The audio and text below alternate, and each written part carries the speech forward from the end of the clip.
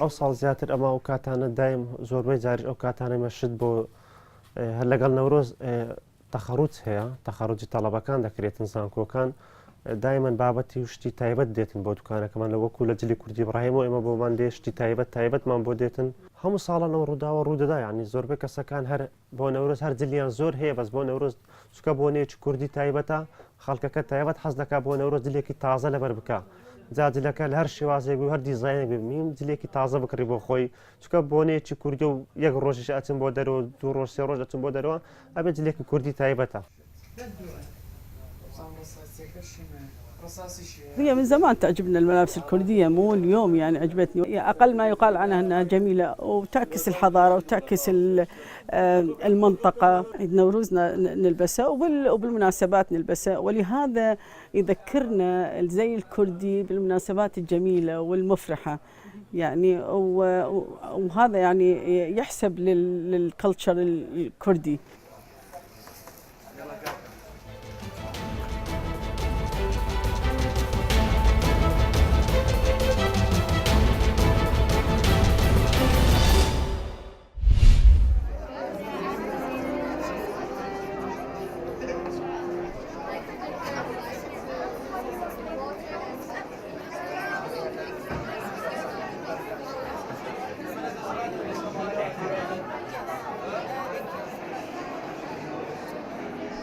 هەموو ساڵێک ئێمە بسڤاڵی زانستیەکەین کە پیستەیجی 3 و 4 و 5 هەمووتیا بەشداریە بێت خوێندکارەکان هەر گروپە و نزیکەی بۆ 1 بۆ 3 خوێندکارتیا بەشداریە بێت چەندەها پرۆجێکتیان هەیە لە بەشی فیزیاوە کیمیاوە و بایۆلۆجیەوە.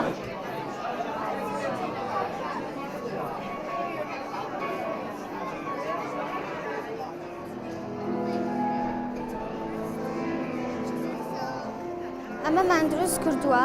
ئەنجا چۆن بڵێم وا هێرەکەمان لە ژێرەوە بردووە بۆ ناو لەژێر ئەوە بردومانە بۆ ناو خانووەکە بۆ ئەوەی کاتێک کە ڕەشەبا لێ ئەیات بخولێتەوە و وزەکە لە ناو ئەم مانتوڕەیە بکرێ بە کارەبا و هەوات چۆن بڵێم کارەبا لە ناو ماڵەکە دروست بکات. ئەنجا شتێکی کەش هەیە کە ئەمە هیچ خراپ نییە چۆن ژینگە پیس ناکات لەبەرەوەی تەنها بە ڕەشەبا ئیشەکات.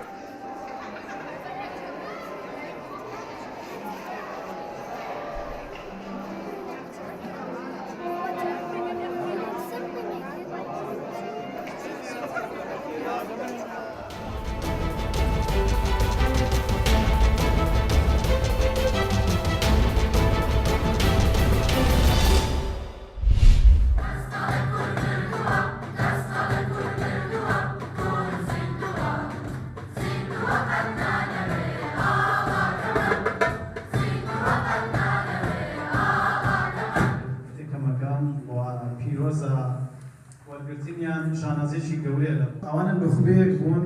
دوای ئەوەی اختیباریان کردیەوە دوای ئەوەی بە فلتەری تاقیکردنەوەدا تێپەڕینیان ئەو جاوەرگیرەیان سەفیانە تێپەڕین ئەوە ساڵێرانە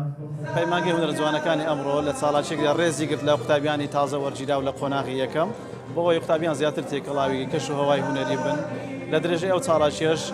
ڕێز گیرە لە دەرچوانی یەکەم و دووەمی سێمی ساڵی خوێندنی پارساڵ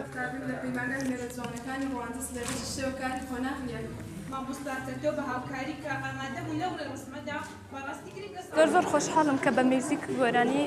پێشوازیەکی جوانیان لە قۆناغی یەکەمی پەیمانگاکەمان کرد ئەوە زۆر ڕێز و سەربەرزی بوو بۆ ئێمە کە بەو شێوەیە پێشوازیمان لێکرا و زۆر دڵخۆشن هەمومان کە بەشی میوزیک و شێوەکاری بێکەوە گۆرانیمان و نمایشمان